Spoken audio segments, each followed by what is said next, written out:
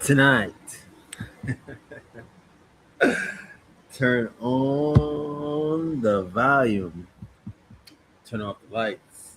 We are here. Welcome to Saturday Night Cinema. I am Priest King. Get your popcorn ready as we dig into the drama, as we dig into the mischief, as we dig into the chaos, right? So, tonight we're going to get into the founding of America, the hidden history, the parts that they decide to keep from us. Right? We all know about William Penn and how William Penn started Pennsylvania because the king gave him Pennsylvania, but we don't know how and why the king gave William Penn Pennsylvania. So we got to get into this story. It's a very exciting, intriguing story. It's full of drama, it's full of uh, betrayal. So, yes, William Penn. Why did William Penn get Pennsylvania? Huh? They say that the king owed his father a huge debt. And in order to pay that debt off, they gave him some land in America. So now we got to go back. Who was William Penn's father? And how do you owe him money, right?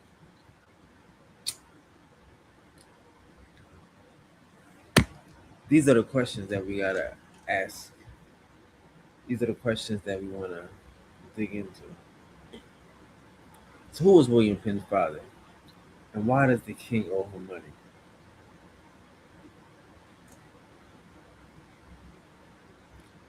Let's make sure we good. We rolling.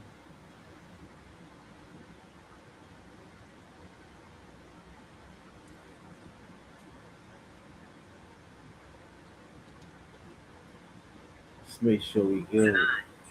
Smart.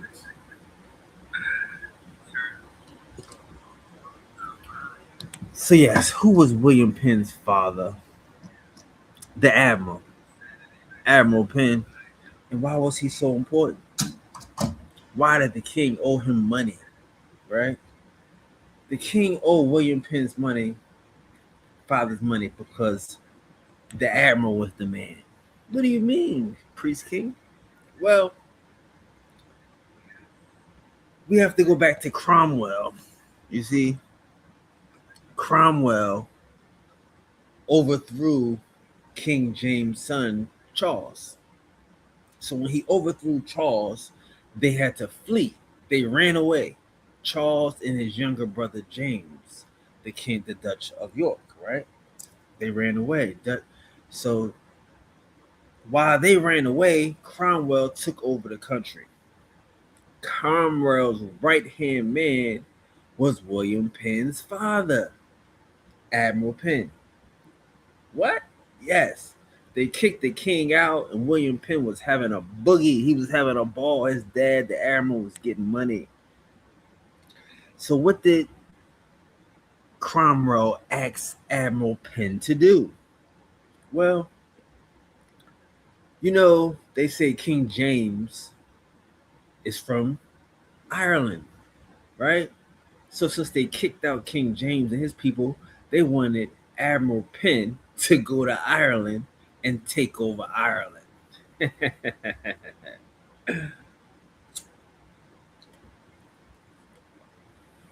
So Cromwell hired Admiral Penn, who was basically a pirate, right? He's a pirate. He's a renegade.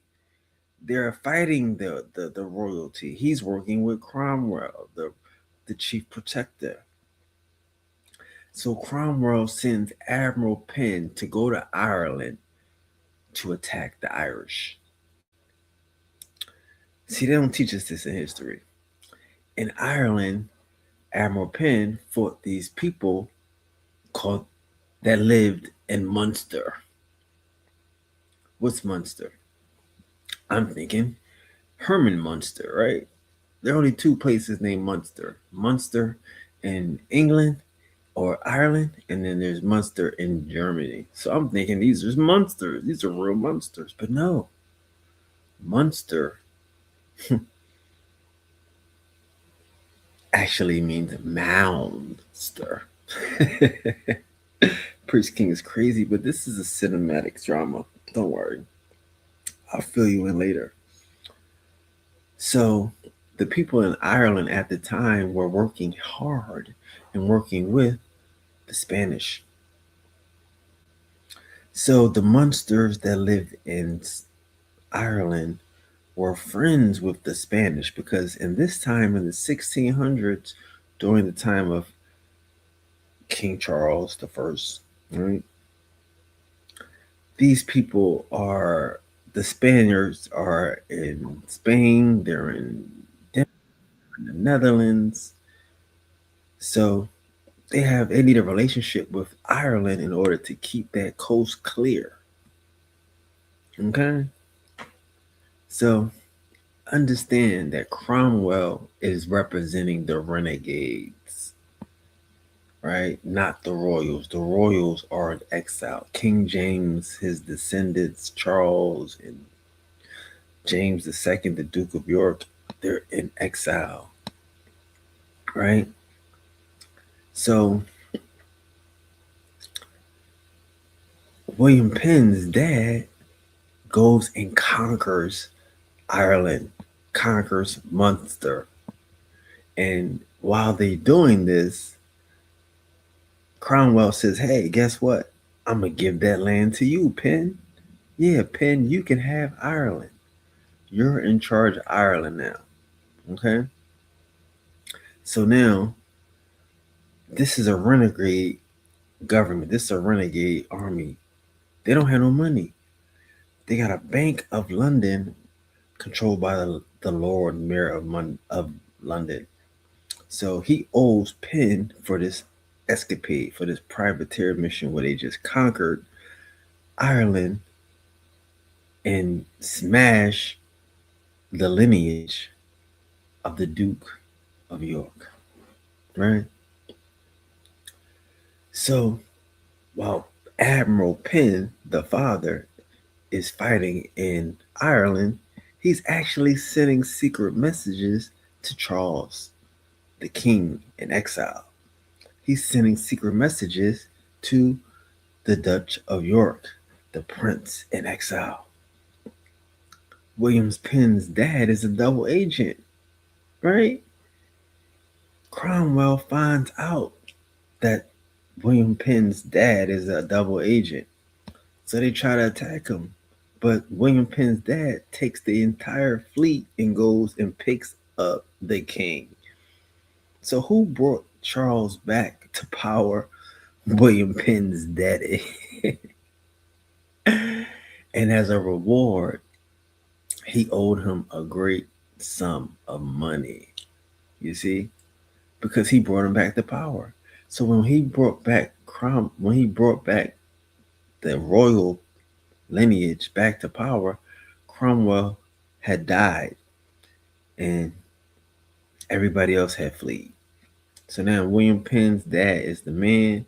The king owes him a debt of gratitude so large that it's worth his crown. He actually his the king owes William Penn's dad his crown. So what does he do? He lets him keep Ireland and he lets him control the people in Ireland and he makes him the warden of the Atlantic, right? That's what he does. I owe you, bro. You gave me my crown back. I appreciate you. So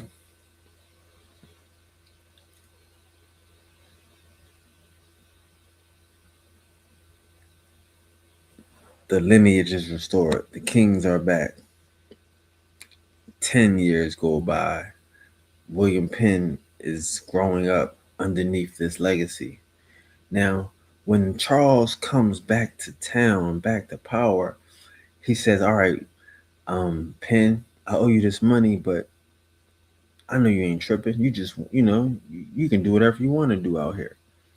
So, since they were fighting the Spanish in Ireland, because the Spanish was backing up the Munsters, the Irish people, the Spanish was supporting them, right? So now they took the fight to Jamaica. What? Yes. William Penn's dad, the admiral, the warden of the Atlantic, is the one that captured Jamaica from the Spanish. And he became the first governor of Jamaica. Hmm. So we all know how this story goes. We all know that the first people sent to Jamaica was the Irish. So where did these Irish people come from? They came from Munster. These Irish people came from William Penn's conquered land in Ireland. So now William Penn conquered Jamaica. Admiral Penn, apologies, conquered Jamaica. So he sends the people that he just conquered in Jamaica, in Ireland to Jamaica. No one teaches you that in history, but they like to leave out the good parts, the drama, the intrigue, the swashbuckling, pirates. So William Penn is growing up in this environment of wealth and lavish luxury because not only are you receiving profits from Ireland, but now you're receiving profits from Jamaica, sugar, rum, right? All of these pirates that we talk about, the Morgans, Captain Morgans, and all of these Blackbeards, they're all stationed in Jamaica. These are all privates under the admiral. You see, William Penn is the heir to all of the fortunes of Jamaica, to all of the fortunes of Barbados. He's not some average Joe. Nope. He's a big boy. He's a baller.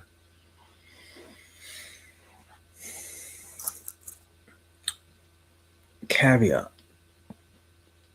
William Penn's father dies, and on his deathbed, he asks the king to take care of his son because his son is a rebel. He's a rebel Quaker and likes going to jail.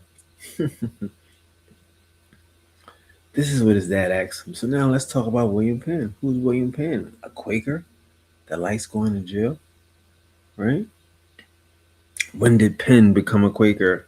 How did he become a Quaker? Mm-hmm. So William Penn became a Quaker in Ireland because once his dad got the rights to Jamaica, he sent his son to run Ireland. So William Penn went to Ireland and he heard the Quaker message in Ireland.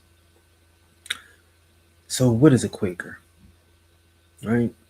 And this is very important because we're going to come to Pennsylvania. So I'm going to ask you off the rip if you know the difference between a Quaker and an Amish. I live in Pennsylvania and it's hard to tell the difference. I don't know the difference, right? Do you know the difference between a Quaker and an Amish? Between a Quaker and a Pennsylvania Dutch? The Dutch, Pennsylvania Dutch? See, no one knows the difference. We think that an Amish is a Quaker, but a Quaker is William Penn, and William Penn is the heir to all the money in Jamaica. So, as William Penn is going through Ireland, he hears a message of a preacher preaching Quakerism. Now, what is Quakerism? Quakerism was supposedly founded by a man named Fox, right? And their whole belief system is based on a belief that they don't bow to kings. They don't take off their hats. They don't pledge allegiance to any kings or to any authority but God. And they work to fuel and to enhance the inner light, right? This is Quakerism. And this message resonated with young William Penn. Now, there is a backstory to Quakerism and its rise. The rise of Quakerism co- coincides with the exile of the Stuart royalty, the Stuart dynasty. When the Stuarts left, suddenly you have an insurgency of a religious movement that don't recognize the new authority, the new kings, that will not bow to the new authority, will not respect the new laws, and will not sign any agreements. And they're calling this Quakerism.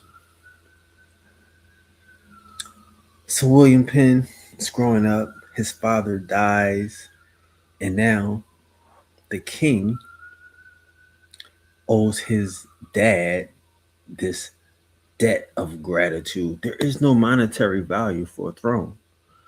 We all say, "Oh, his dad owed him a lot of money." No, you owe him your throne. You owe him your empire. So there is no amount of money that could be understood for this. So how did his dad become really close with the Dutch of York, right? To ask these people to take care of my son. Now that I'm gone, take care of my son, right? To ask the king to take care of my son. And your son is a person that doesn't take off his hat to kings, that doesn't respect authority, right? Supposedly. Well, there's a story that people don't talk about. It's the episode of how New Amsterdam became New York. There was a time when the Dutch was in control of New York, New Amsterdam, Manhattan, and then all of a sudden the history books have renamed it into New York after the Dutch of York, right? So when did the Dutch of York take control of New York and how? Well, William Penn's dad, the swashbuckling admiral, gave him the power to sail up the Delaware, to sail up the Hudson. And they reached New Amsterdam and they pulled up with about 30 or 40 ships with cannons. And the mayor of New Amsterdam looked at his books, looked at the cannons, and said, "Hey, I can't do business if y'all blow up my place." And he gave it up. Hmm, interesting. So now, the Dutch of York, not the king, he's the king's brother. King Charles is the king now. The Dutch of York, James, the Dutch of York, is the brother. So he has control of New York and New Jersey. They don't have Pennsylvania yet. Okay? So now they changed the name from New Amsterdam to New York, and New Jersey is up for grabs. They give New Jersey to be run by some Quakers. See, people don't understand who owns the Virginia Bay Company, right? We say that's owned by the king. Who's the king? Well, it's William the Dutch of York, right? How does William? You see? These are private corporations, right? So William Penn eventually becomes the governor of New Jersey. That's the episode they left out of mainstream television, mainstream history books. Before he even knew about Pennsylvania, before he even set foot in Pennsylvania, he was the governor of New Jersey for 10 years. Yeah. Because then we have to go back to the Dutch of York. So the Dutch of York is a soldier. When his family was exiled, he went to Paris and joined the army. He fought in wars against the Spanish. Then he switched sides and joined the Spanish and fought the French. Right? So by the time that they won the war, or they were, or that Admiral Penn brought them back, he was cool with the Spanish. So they wasn't beefing with the Spanish no more. Right? They were beefing with the French. So they took that time. They were going up and down the East Coast and taking the trade routes. I must specify these are trade routes because there were already Indian groups here. The Dutch had treaties where they purchased the land, right, from the Indians in New York. Before William Penn even came to Pennsylvania, as I mentioned, he was the governor of New Jersey. He'd never been here, but he was the governor of New Jersey. He was selling New Jersey as a real estate investment for the king, for the Dutch of York. He was selling it as an investment. But New Jersey is landlocked, right? You can't get past that little river. You need to cross the river to get to the Schuylkill River, the Delaware River, to get into the whole mainland. You see? So on this side of the river was the Lenape, and Lenape had sold their river banks starting in Chester County up into Philadelphia to what we call Swedes, right? The Swedes, the kingdom of Swedeland, the Swedes. And if you come to Philadelphia and you go to Christian Street, you're going to find a church. It's called Old Swedes Church. And that church is older than any other building in Pennsylvania because it was here before William Penn was. So during this 10-year span, William Penn knew nothing about Pennsylvania. He just heard about it because he was still living in London. Why would you be friends with the king? Why would you be an heir and a recipient to all of the money that's coming in from Jamaica, all of the rum, all of the sugar, all of the spices, the gold, the slaves that's coming in from Jamaica, and you move to New Jersey? No, you're high society, you're a royal elite, and this is your circle. But as a real estate agent, he was given a responsibility. You see, he was given an opportunity to sell land, to sell lots and allotments of land in a new world, right?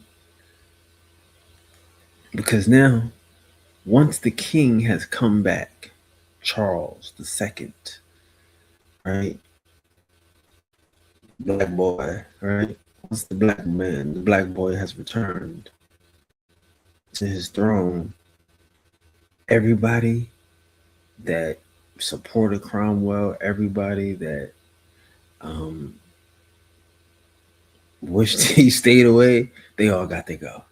We need a place for them to go, and that place is going to be America. It's going to be New Jersey. It's going to be Connecticut. It's going to be away from here. So all these people got to go, and that was the plan of Charles and the Dutch, James, right? Was to get rid of the adversarial people, to get rid of the religious sects, to get rid of the revolutionaries, and send them to a new world. So this was William Penn's job in the beginning. He was selling New Jersey, right? Why do I say this is his job? Because who was William Penn's first wife? His first wife was a woman named Guelma, spelled Guima, Guelma, right? You would pronounce it today as Wilma, you see? But Guelma, right, spelled actually like Guale, right? Pronounced like Guale, because people say Guale is the Wale, right? So it's the William, it's the Wilma of the Spanish version, you see. So his wife, Wilma, was the daughter of a woman that wrote over 30 books. 30 books about Quakerism, you see. And this woman's, um, William Penn's wife, Wilma, was, excuse my French, this is a legal term. Her name was Postmata, which means she was a bastard, which means her father died after she was born. And again, all of this is crypto, this is poetry, right?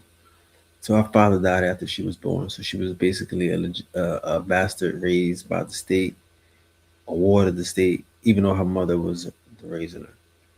So her mother is obviously literate. She wrote over 30 books and they all represented Quakerism. This is the early stages of Quakerism. Her mother ends up marrying a man by the name of Pennington. Pennington. Isaac Pennington is the son of the Lord Mayor of London, right? Follow me now. Isaac Pennington is the son of the Lord Mayor of London. So when the king comes back, he takes the Lord Mayor and throws him in jail. Come on now. Y'all here financing my demise. Y'all here working with Cromwell. Y'all done bankrupt me and took all my treasure. He takes Lord Mayor Pennington and throws him in jail, right? So Isaac Pennington and his wife, in theory, and forensic evidence, become the Quaker movement. They embody the Quaker movement. She funds Quaker literature, Quaker printing. She funds people in jail when they need to get out of jail, right? And William Penn marries her daughter. How? How? Her dad, her stepdad, his father is thrown in jail. He's the king's enemy. Why, if the king owes you such a great debt, why would he allow you to marry his enemy's granddaughter? Well, on Saturday Night Cinema, it's a perfectly reasonable explanation. These are bloodlines. These are people that are playing a long term game. They're not playing for today. They tried it. Okay, cool. Y'all tried it. But guess what? I got to get y'all out of here. We can figure this out later. I'm not gonna kill nobody. But if y'all just politely leave, politely take some of this stuff with y'all, you can have my boy, William Penn. He'll marry your daughter. You see? He'll marry your posthumous, bastard daughter. Take good care of her. And now y'all back into the fold. So can y'all calm down with that Quakerism? Can y'all relax with the pamphlets and the outrage, right? Can the Quakers be down with me? You have to understand.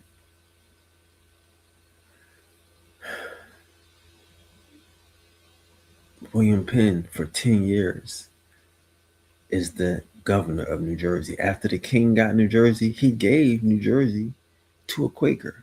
But the Quakers was beefing. They couldn't handle it. William Penn come through with that managerial experience. He was just running Ireland.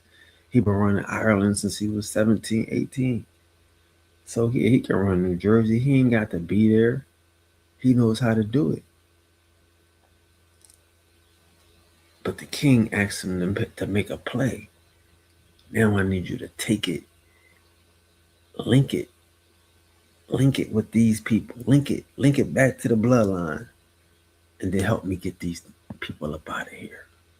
so we can move on with our life, right? So we can continue on with this royalty and not have any more interruptions. You see? So William Penn does not know any of this. I know this seems crazy, but I'm going to explain this in the cinema. William Penn actually takes his show as the governor of New Jersey for 10 years, and he's going to Germany to get the Mennonites. He's going to um, Dem- um, Denmark to get the Huguenots, right? He's going to get the politically and religiously outcast and sell them New Jersey. He's not selling Pennsylvania, he's selling New Jersey. 10 years later, he starts to sell Pennsylvania. And as the story goes, it wasn't the king's idea. William Penn came to the king with the proposal in hand. Came to the king, which was King Charles, with the idea, with the proposal, and all the king had to do was sign. Because again, William Penn's dad was alive for 20 years. He didn't close the debt. 10, 15 years went past. William Penn didn't close the debt.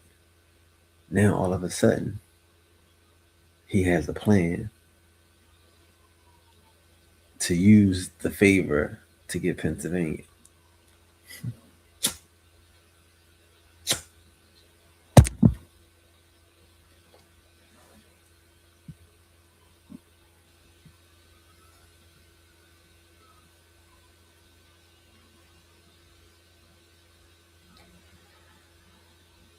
So, in London at the time, you have the ultimate ice age. This is important because this is the hidden environment. You have the rivers are frozen in London. The rivers are frozen in America. You could walk from New Jersey to Pennsylvania. That's how cold it was. You could walk across the river. There's a big river there, but it was so frozen. Most winters you could walk across. You could walk across the rivers in London. They called them the winter fairs, right? This is the Great Ice Age, and it was a disruptor. So what these people were fighting over is they're fighting over trade routes.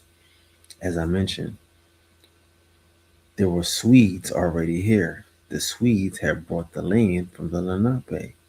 So when William Penn was finally given the charter to come to America and to come to Pennsylvania, he had to purchase the land from the Swedes and then purchase the land from the Lenape.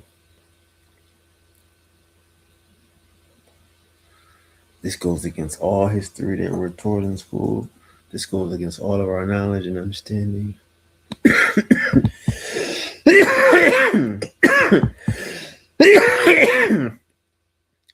Because, hey, why would you buy land if you have a charter from a king? Why would you buy land from the Swedes if you have a charter from the king? Why would you buy land from the Lenape if you have a charter from the king?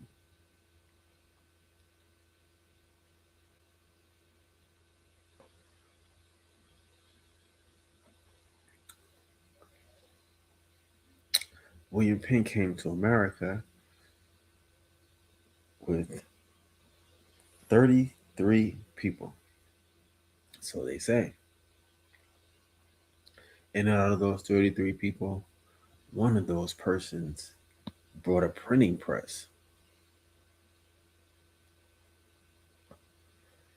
And it's not a big deal. William Penn is a world famous celebrity. At this time, he's written over 100 books. He's been arrested multiple times. And he's a millionaire, right? Imagine a rock star millionaire getting arrested for like political protests, right? We've seen this story. It's Martin Luther King, Martin Luther, the rich politician that is willing to risk it all for rights and righteousness. You see? So this is William Penn. He's written over 100 books. He's the top Quaker. Now he's married to the daughter of the real top Quaker, who really is the Quaker that writes all the books and funds the whole revolution. You see, he's married to her. And then he comes with this idea, da da da da. So he already has the relationships with the Germans, the Mennonites, because he's been selling New Jersey. So now he brings her to Pennsylvania. He buys the land from the Swedes. But before he came to Pennsylvania, he sent his cousin a year ahead. And his cousin set up the negotiations, bought the land, allotted everything. They were trying to get Chester, but they couldn't get it because the Swedes were so locked in. So they had to come down the river to Philadelphia, what we call it Pennsylvania, right? So at this time, the Lenape are living in log houses. When William Penn and the Brits came, the Brits that he brought, they decided to dig caves. We know they dug caves because they wrote about it, right? We know they dug caves on the riverbanks because they lived in those caves from 1666 until 1727 when they evicted everybody out, right? We know he lived in those caves because the Lenapes called them the burrowing Brits. The burrowing Brits, like rabbits, right?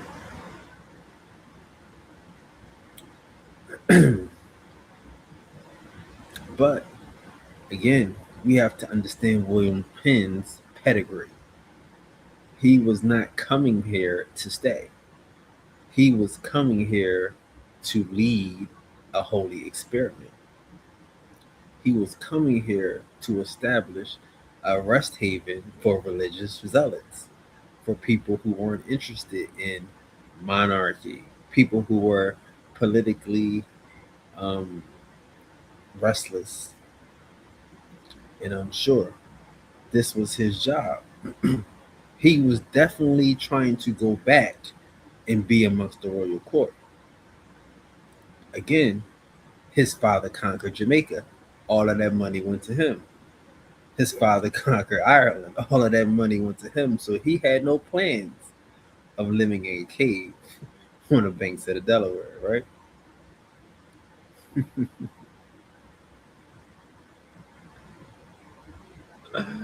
But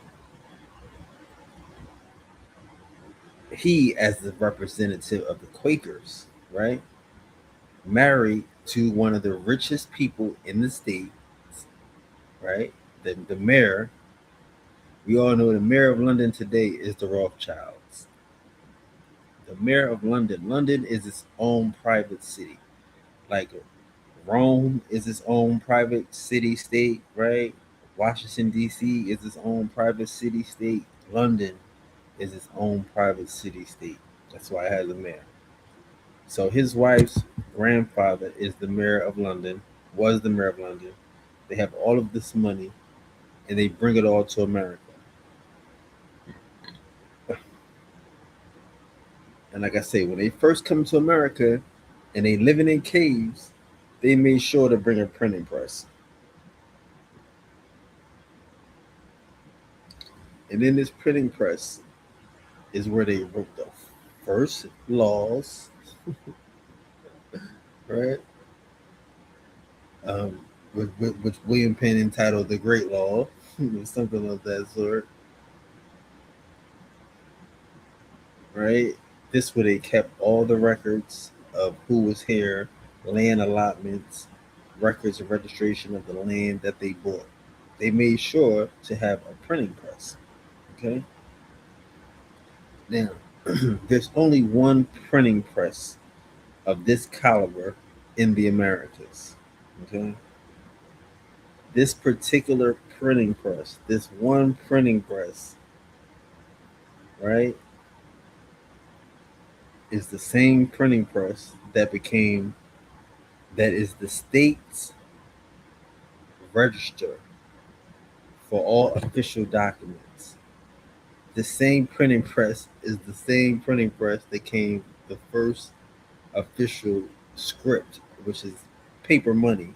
You see, the same one printing press is the same printing press that Benjamin Franklin supposedly worked for.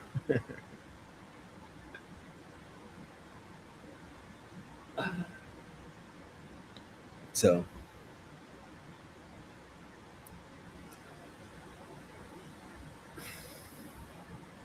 this is just the understanding of how we get to paper money, how we get to um, the new records, the new time, the new officials. Because again, the first thing they printed when they came to America is an almanac, is a calendar, right? An almanac is a calendar, right? It resets, it reestablishes time, or it reinforces time. They chose to reestablish time. They did, but they started skewing the time, right? So the first thing they do is they come with one printing press for Philadelphia, from Philadelphia, New Jersey, and New York. Because again, he got Philadelphia now, but he's still the governor of New Jersey. You see? So now they printing information, they printing ideas, they printing Quakerism. You see?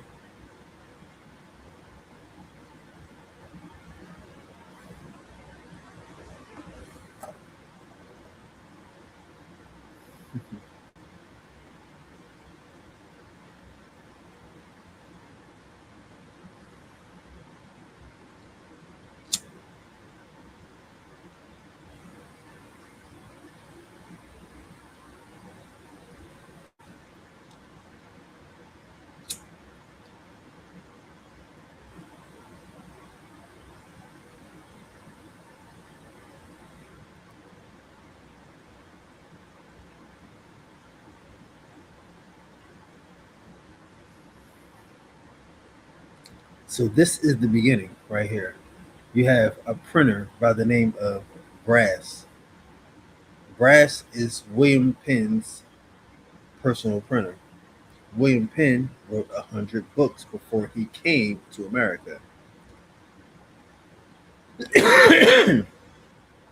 He was only in America for 12 and a half to 14 months tops. They're not sure.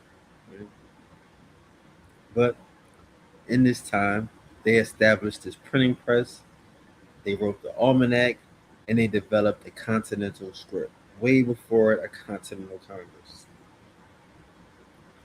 You see?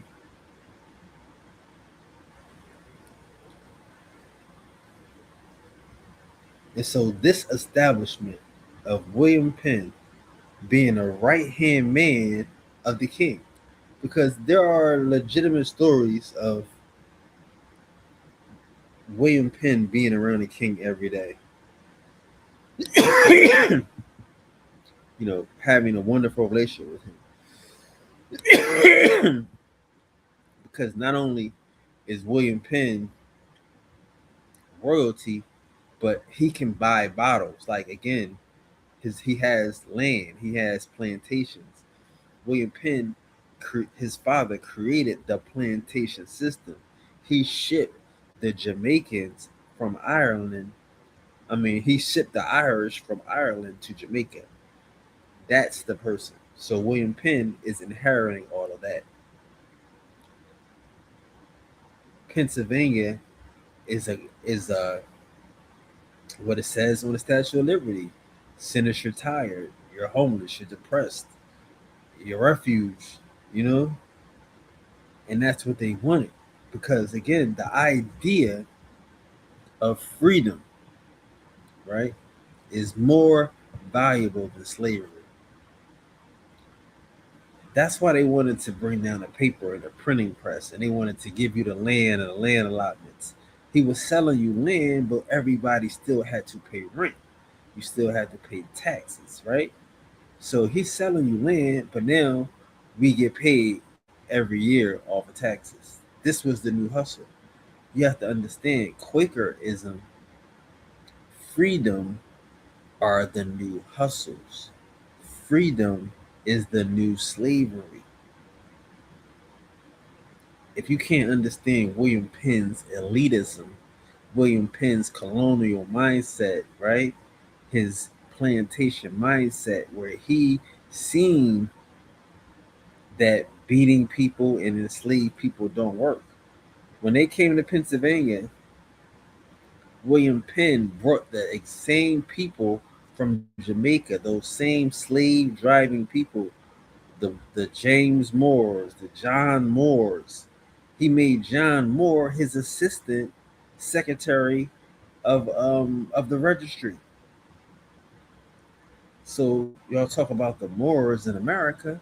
Well, the Moors were in America from day one. They were the ones you had to give your money to in order to get your land, and they got a piece of every property that was sold. The first slaves that came to America came on the Isabella, right? The Isabella supposedly came from Jamaica. This is the William Penn connection. William Penn brought the slaves from Jamaica to work with the people here, which were slaves to him. These are indentured servants. They have a slave contract. See, we don't understand that people didn't buy slaves in the beginning. In the beginning, you didn't buy a slave, you rented a slave. You got a slave on a leash. You were basically a slave. You own a person paid your passage, right? And you still pay rent, you still pay house taxes. This whole system is a new system. This is the American way. This is freedom, right? This is Quakerism. This is see, Quakers invented not Amish, not Dutch, Quakers, the business people, right? The Friends. They invented freedom and friendship, right? I'm telling you that William Penn's one of his best friends is John Moore. John Moore is an Indian kidnapping slave driver. He loved killing Indians and he loved turning Indians into slaves. This is just what the Moores brothers did. John Moore, James Moore, Pennsylvania, South Carolina. They hated Indians. And William Penn loved them. Brought them from Jamaica to do more of it, right? But they didn't do that to the Lenape. They bought the land from the Lenape. They bought the land from the Conestoga, from the Susquehanna. You see? And then they would get other Indians to come behind them and do the dirty work. Help us get rid of them so that way the land is ours, right? Or help us wait a 50 years and then we'll burn down the building where the receipts is at. So then we can't say that they own it. We can say that we own it. We can't say that they gave it to us because it ain't no receipts that they gave it to us. There ain't nobody alive that was here when they gave it to us.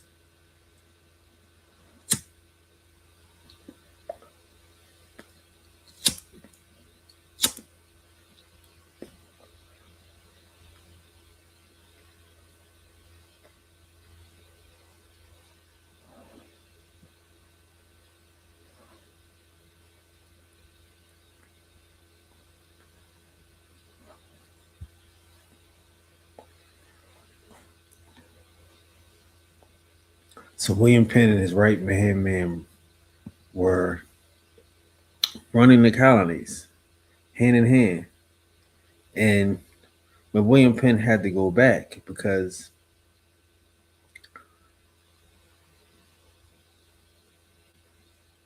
um, they were trying to take his colony from him, right? Because the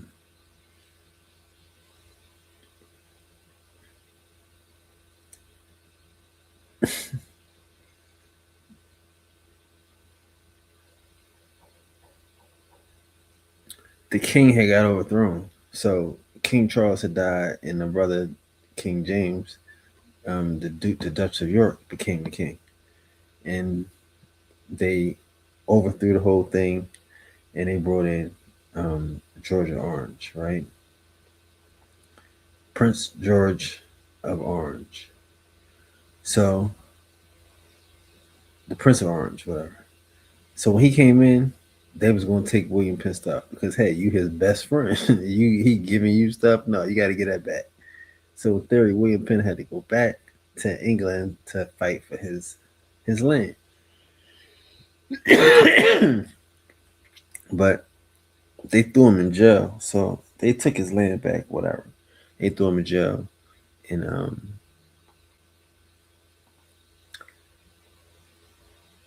but again, he's married to the Penningtons. The Penningtons are in um in the money. They free.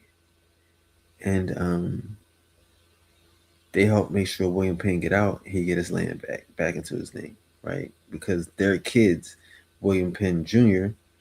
and his brother, are the heirs to Pennsylvania, Jamaica, and Ireland, right?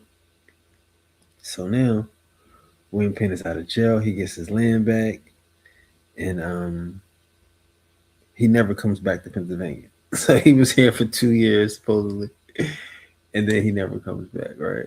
Because he has to fight for his land, and all this. But while he's over there, his wife dies. Wilhelmina dies. Um, and he gets a new wife, a Hanover, right? And we all know like Hanover or whatever that was. That's like a German type of name. So they made him get rid of his Quaker. But these new people's Quakers too. They're just a different type of Quakers. But they made him get rid of that Spanish Quaker, right? The Guilma, and get a Mary.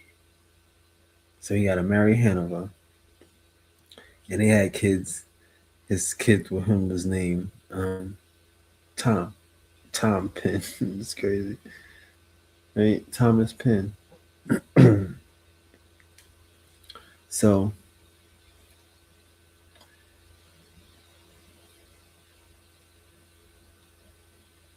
this is where it gets weird, right? In theory,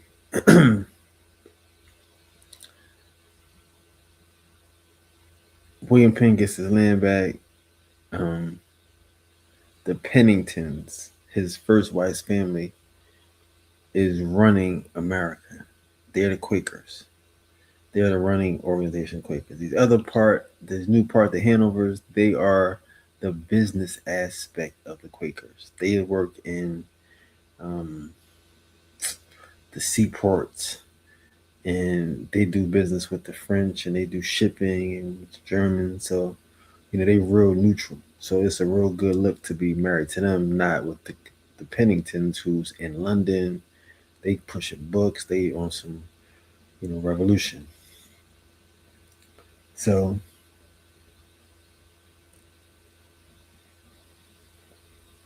William Penn dies, and for 6 years, his wife, the new wife, Mary, is running the colony from London, and no one knows he's dead for 6 years. She signs the bills, plays the da da da da, and no one knows. Finally, after 6 years, I guess his first sons by his first wife, they they complain. They want to know what's going on, and it comes out the life that for 6 years she was pretending to be William Penn, and they say this is the best time of the colony. Da da da da. Right when this woman was the one running the colony. You see, so um, after like a crazy court battle because she's not going to give it up. If she's been running it for 6 years, that's the proof that that's all the proof she needs that it's her stuff and she's the one in control and she's creating the fortune, right? So the court gave her Pennsylvania and they gave William Penn Jr., the first marriage's son, Ireland in Jamaica. You see?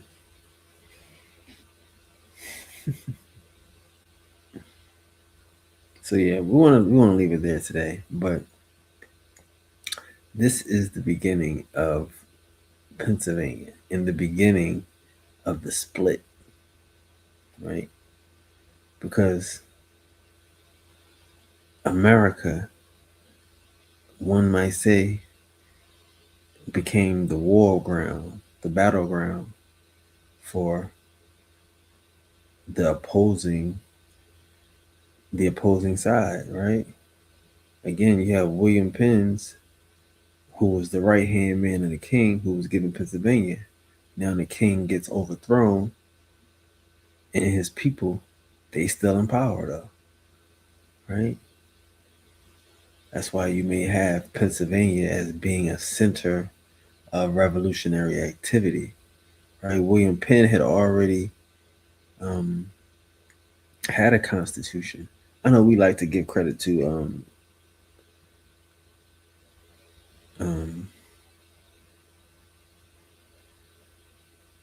the Iroquois, and we should, but that concept, people have been.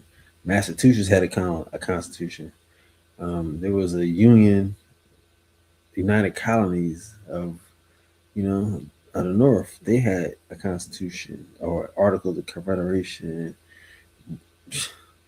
Benjamin Franklin supposedly suggested a constitution in the 30s and 50s, right? In the 50s, 1750s. So there were concepts of constitutions going on before it, but it kind of makes sense that the war is a reflection of um, the rebellion, right? The people that lost their royal status, cutting off the new royals from what they had already, from what they just created. You see, and that's not explaining how you lost your land, how we lost our land, how we lost our titles, how we, that's not explaining that. That's just telling you how they got in position to lose it. You had to sign an agreement. You had to say, "Yeah, come on over here. I need a place to stay. I need somewhere to kick it. Come on, dude, we got y'all." You know, and then they gotta wait 50, 60, 100 years to erase the title, to get rid of the patents, right? Change the date, add 1,000 years to the calendar, right? Create these organizations that we're going to be making movies about, cinematic Saturdays about. So yeah, we want to leave it there today, and pick back up with the beginning of I guess the Jacobin Rebellion, the American version of the rebellion. Right? Oh yeah. Hope you enjoyed it tonight. Stay tuned for part 2. Peace.